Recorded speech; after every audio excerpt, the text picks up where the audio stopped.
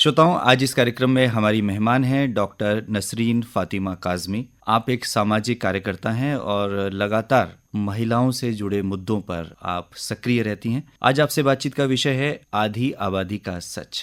Doctor Kazmi, आपका बहुत बहुत स्वागत है हमारे इस कार्यक्रम में। धन्यवाद अनिल जी। डॉक्टर काज़मी, जब हम स्त्री की बात करते हैं, आधी आबादी की बात करते हैं, तो हम सभी जानते हैं कि किसी भी राष्ट्र की एक मजबूत स्तंभ, समाज की धुरी, परिवार की धुरी।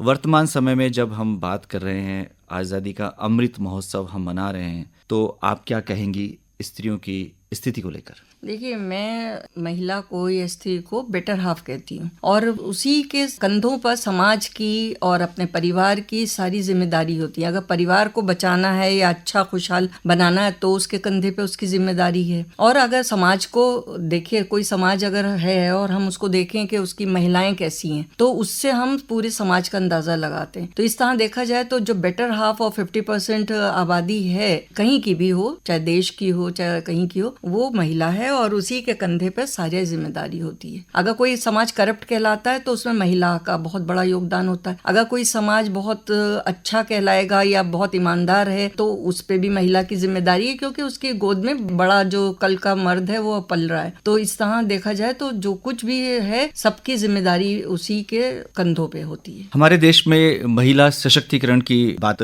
काफी लंबे समय से की जा रही है और हम ये देख भी रहे हैं कि महिलाएं कई मामलों में सशक्त हुई हैं। आप क्या कहेंगी? महिलाएं यकीनन पहले के मुकाबले में चार दीवारी से निकली हैं बाहर। पहले ये होता था कि औरत के साथ खुद के चाहे साथ हो रहा है चाहे औरों के साथ हो रहा है, वो चुप रहती थी। उनको घर के मर्द इतनी आज़ादी नहीं देते थे। मान लिए कि फिजिकल अब्यूज हो रहा है, किसी के साथ पड़ोस में मारपीट हो रही है, वायलेंस हो रहा है, तो पड़ोस की औरत तो उसके लिए आवाज़ नहीं उठा सकती थी, क्योंकि उसके घर के मर्द अलाउ नहीं करते उसको कि तुम जाओ जाके पड़ोस में जो कुछ हो रहा है उसके लिए बोलो। लेकिन अब मैंने देखा है कि ये सशक्तिकरण इतना जरूर हुआ है कि औरत चार दीवारी को लांघकर बाहर आई है और वो मदद करती है और आवाज भी उठाती है। और वो खुद महिला जिसका फिजिकल अब्यूज हो रहा है या किसी तरह का वायलेंस उसके साथ हो रहा है, वो भी थानों तक पहुंचने लगी है। तो इस मामले में तो हुआ है सशक्तिकरण। जी, अब बात करते हैं कि महिलाओं की जो शैक्षिक स्थिति है वो विभिन्न समाजों में अलग अलग है। यदि हम मुस्लिम समाज की बात करें तो आप क्या कहेंगी, कितनी सशक्त हुई है शिक्षा की दृष्टि से? देखिए, अभी भी मुस्लिम महिला की लिटरेसी रेट उतना नहीं है जितना कंपैरेटिव किया जाए जनरल समाज से। उसकी वजह एक तो पर्दा है, दूसरी ज्यादा ये टैबू के लड़की बाहर गई तो वो बॉयफ्रेंड बना लेगी या इस तरह की जो बातें हैं, उसकी वजह से लड़की उतनी पढ़ नहीं पाती। कि अगर गांव का स्कूल है तो वो स्कूल तक ही पढ़ पाई, चाहे वो 8वीं तक अगर क्लास है, कक्षा है, तो 8वीं तक पढ़ ली, 10वीं तक का स्कूल पास में है तो वहां तक पढ़ ली। लेकिन उसको अगर थोड़ा सा दूर जाना पड़ा तो वहां पे उसकी एजुकेशन में ब्रेक आ जाता है। तो इसलिए वो लिटरेसी रेट तो बहुत ज्यादा ऐसा नहीं है जिसपे हम लोग कह सकें कि भाई मुस्लिम महिला बहुत पढ़ रही हैं। तो मुस्लिम महिलाएं अभी लैग करती हैं, पिछड़ी भी हैं इस मामले में। तो इसका प्रभाव क्या और क्षेत्रों में भी पड़ता है? जी हाँ, जब औरत पढ़ी नहीं है, जागरूक नहीं है, तो उसको जैसा चाहे कोई मोल्ड कर सकता है, जो समझा दिया जाए वो। जैसे कि मैंने अपने रिटायरमेंट के बाद मैंने वो कराया है मास्टर्स इन इस्लामिक स्टडीज। तो मैं शॉक्ड हूँ, सारी जिंदगी जो बातें सुनती आई तो वो जब मैंने खुद पढ़ी और उस पर रिसर्च करी तो पता चला कि उसके माने कुछ थे और बताया कुछ जा रहा है, क्योंकि वो उनको सूट करता है मर्दों को। तो धर्म को भी, पॉलिटिक्स को भी, हर चीज को मर्द ने अपने हाथ में ले लिया। तो उसकी वजह से जैसा चाहा, जब औरत पढ़ी लिखी नहीं है तो वो समझ गई, उसको लगा कि हाँ नहीं यही सच है। देखिए, जब पढ़ा लिखा इंसान नहीं, तो मैं तो इसको जो इलिटरेसी है उसको मैं तो अभिशाप मानती हूँ। क्योंकि पढ़ा लिखा है, जागरूक होगा, और जागरूक होगा तो उसको सब पता होगा कि अगर वो माँ बनने वाली है तो उसकी सेहत अच्छी होनी चाहिए, उसका हीमोग्लोबिन सही होना चाहिए, उसके न्यूट्रिशियस चीजें खाए पी के वो अपनी सेहत बनाए। मुझे याद है कि जब मैं शादी होके गई और प्रेग्नेंट हुई तो मुझे अंडे मीट सब मना कर दिया गया था कि ये गर्म होता है, ये नहीं खाना है वरना बच्चा नहीं रहेगा। लेकिन मैं चूंकि डॉक्टर थी, पढ़ी लिखी थी, तो मैंने तो कोई चीज को नहीं माना और बहुत स्वस्थ 4 किलो का बच्चा हुआ। तो ये जागरूकता ही तो थी मेरी जो पढ़ाई ने मुझे को दी। तो अगर औरत जागरूक है तो वो अपने हक के लिए भी लड़ेगी और अपनी सेहत का भी ध्यान रखेगी, अपने बच्चों को भी अच्छी परवरिश दे पाएगी, क्योंकि the child of today is the man of tomorrow. जो उसकी गोद में बच्चा पल रहा है वो कल को समाज का एक महत्वपूर्ण अंग बनने वाला है, समाज को रिप्रेजेंट करने वाला है। तो फर्क नजर आता है, एक पढ़ी लिखी माँ के गोद का बच्चा और एक जाहिल माँ की गोद का बच्चे में काफी अंतर दिखता है। डॉक्टर काज़मी, हम देख रहे हैं कि शिक्षा के प्रसार के कारण तरह तरह के रोजगार उपलब्ध हुए हैं और वर्तमान में तकनीकी का युग है, तो महिलाओं ने इस तकनीकी क्रांति का लाभ उठाया है। आप किस तरह से देखती हैं, चूंकि आप एक डॉक्टर हैं और समाज सेवी भी हैं, कि महिलाओं ने इस तकनीकी क्रांति में किस तरह से नए आयाम जोड़े? देखिए, एक तो जैसे मैं जानती हूँ कि औरतें जो पर्दे वाली औरतें की मैं अगर बात करूँ, क्यों बाकी औरतें तो काफ़ी आगे बढ़ चुकी हैं, इसलिए उनके ऊपर बात करना ज़्यादा वक्त की वो लगेगी मुझे बर्बादी। तो जो पर्देदार औरतें थीं वो बहुत हुनर था उनका, चिकन का काम जैसे है, सारा आरी दरदोजी है, ये सब तो समूह से जुड़ी। वो समूह से जुड़ना टेक्निकल इम्प्रूवमेंट है कि वो लोग एक ग्रुप बना लिया उन्होंने, और वो ग्रुप से कहाँ कहाँ एग्जीबिशंस हो रहे हैं, वो अपना माल बनाती हैं, रॉ मटेरियल भी गवर्नमेंट उनको प्रोवाइड करती है। तो गवर्नमेंट ने तो बहुत अच्छा सब कर रखा है। स्वयं सहायता समूह जो होते हैं, स्वयं सहायता समूह जो होते हैं, उसके जरिए वो एग्जीबिशंस में भी निकलने लगी हैं। मैं यहीं पे जब एग्जीबिशन आई थी तो मैंने देखा उसमें कई पर्देदार महिलाएं थीं कि जो अपना जो उनकी काम हाथ का था, हस्तशिल्पी, वो सब चिकन का और बाकी चीजें भी वो सब लेके आई और बेचा। तो ये इसका लाभ तो मिला ही है औरतों को। जी, सोशल मीडिया में भी महिलाएं काफी मुखर दिखाई देती हैं, आप इसे किस तरह से देखती हैं? क्या ये अच्छी बात है अपने को एक्सप्रेस करना? जी, पहले क्या था कि जब औरत के साथ कोई भी जुल्म ज्यादती होती थी वो औरत शर्मसार होती थी कि मैं किसी से बताऊं, यहाँ तक कि घर में भी वो सबको उजागर नहीं होने देती थी कि अगर उसका शौहर उसको हिट कर रहा है तो वो उसको नहीं मुंह पे लाती थी, क्योंकि वो अपनी तौहीन समझती थी। लेकिन वक्त के साथ जो जागरूकता आई, इसमें औरत मतलब काफ़ी आउट गोइंग हो गई और वो बात को करने लगी, अपनी सहेलियों से भी डिस्कस करने लगी, थानों तक भी पहुंचने लगी।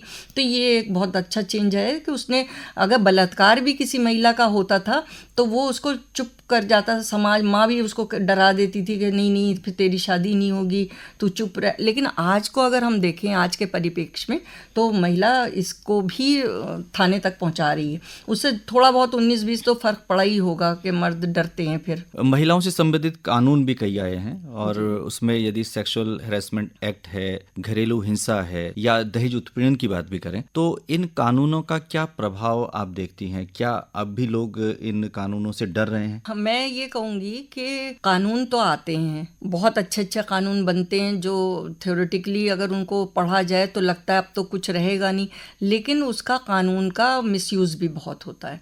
जैसे मैं कई किस्से मेरे सामने हैं कि दहेज उत्पीड़न, और इसमें मैं औरत को जिम्मेदार मानती हूँ कि जब वकील कहे कि आप झूठ झूठ ऐसे ऐसे आरोप लगाओ तो मना कर देना चाहिए। अगर झूठ बोल के जीते तो क्या जीते, सच की लड़ाई जो होती है उसमें हार हो या जीत हो उससे फर्क नहीं पड़ता, लेकिन हमेशा सच पे कायम रहना चाहिए। तो डाउरी के जितने भी केसेस आते हैं वो मैं कहूँगी, अगर ज़्यादा अतिशयोक्ति ना हो, कि 80% तो फर्जी होते हैं। उसमें होता ये है कि वो अलग परिप्रेक्ष्य में, पहले लड़कियां कम उम्र की आ जाती थी शादी होके, 15, 16, 17, 18, मैक्सिमम 19, 20, तो उनको मोल्ड सासें अपने हिसाब से कर लेती थी। अब शादियां होती हैं तो वो 30, 32, 33, 34 साल की पक्की लड़की आती है जो एडजस्ट नहीं हो पाती है ससुराल में।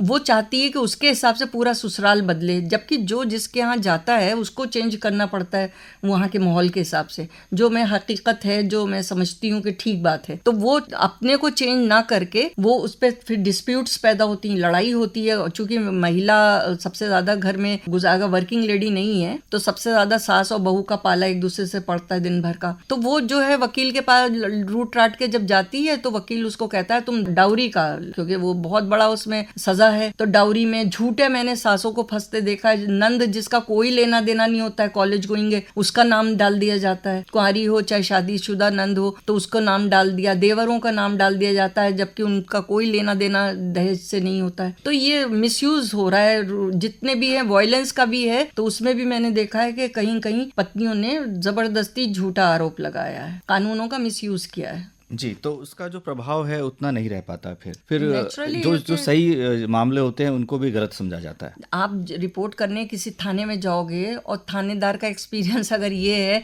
तो वो फिर बायस्ड हो जाता है ना कि ये औरत झूठ बोल रही है। तो जिस दिन सच्ची औरत भी जाएगी ना तो वो जो थानेदार होगा ऐसा होगा वो उसको शक की निगाह से देखेगा। तो मिसयूज करना किसी भी कानून का एक अपने पर्सनल केस में तो अपराध है ही, लेकिन देखा जाए तो सामाजिक रूप से भी उसकी वैल्यू को कम करना है उस कानून के। हम आधी आबादी की बात कर रहे हैं डॉक्टर नसरीन काज़मी। हम जानना चाहते हैं कि ये आधी आबादी वास्तव में एक सच्चाई है, क्योंकि हम देख रहे हैं कि प्रति 1000 लड़कियों की जो संख्या है वो निरंतर घट रही है। हाँ। कुछ राज्यों में जरूर स्थिर है, लेकिन निरंतर कन्या भ्रूण हत्याएं भी हो रही हैं। हालांकि इसके लिए भी बहुत सख्त कानून है। तो आप क्या कहेंगे कि ये आधी आबादी वास्तव में रह पाएगी अगर इसी तरह से चलता रहा? नहीं, आने वाले टाइम तो अगर मैं इमेजिन करती हूँ तो बहुत बुरा मुझे दिखता है कि ये सब केसेस लड़कियां मिलना कम हो जाएंगी, क्योंकि 1000 पे जो अब मैं आंकड़े जानती हूँ तो वो 800 के करीब है। तो ये जो 200 लोग लड़के होंगे वो तो क्या करेंगे फिर? उनके लिए तो औरत नहीं मिलेगी। और फिर अब देखिए, मैंने देखते देखते पहले ये था कि लड़के चूजी होते थे, वो कहते थे मुझे ऐसी लड़की चाहिए वैसी चाहिए। अब जो टाइम है इसमें ये लड़कियां कहती हैं कि मुझे ऐसा लड़का चाहिए वैसा लड़का चाहिए, क्योंकि उनके भाव बढ़े हुए हैं इस वक्त। जो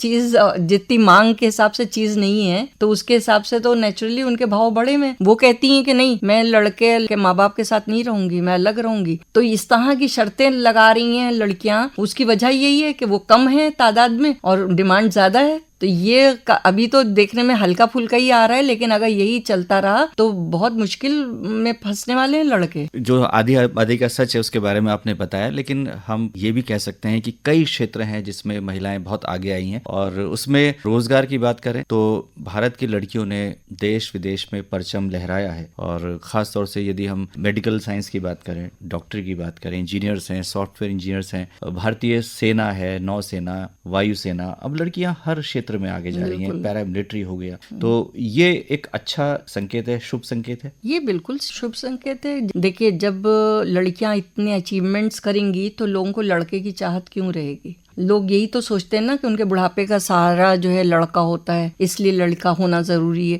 लेकिन अगर वो बुढ़ापे का सहारा लड़की बनने लगी और लड़की अगर जॉब नहीं करती है या ज़्यादा पढ़ाई लिखाई नहीं की तो वो हस्बैंड से मांग कर अपने पेरेंट्स का दवा इलाज कराए, ये पॉसिबल नहीं है। तो लड़कियां अपने पैरों पे खड़ी हो रही हैं, लड़कियां बहुत नाम कमा रही हैं, बहुत आगे बढ़ रही हैं। तो मैंने देखा 2 बेटियों वाले या 3 बेटियों वाले बड़े खुश हैं, क्योंकि उनको मालूम है कि उनकी बेटियां उनका सहारा हैं। तो जबकि बेटा तो कहीं ना कहीं मजबूर हो जाता है अपनी पत्नी के कहने में आकर, लेकिन बेटियां मजबूर नहीं होने पाती। तो बेटियां मैं तो समझती हूँ बेटर ऑप्शन है। 2 बेटे या 2 बेटियों में मैं कहूंगी 2 बेटियां। तो डॉक्टर नसरीन काज़मी, आज आप इस कार्यक्रम में आई और आपने बहुत ही महत्वपूर्ण बातें हमारे श्रोताओं के साथ साझा की। आपका बहुत बहुत आभार, बहुत बहुत धन्यवाद।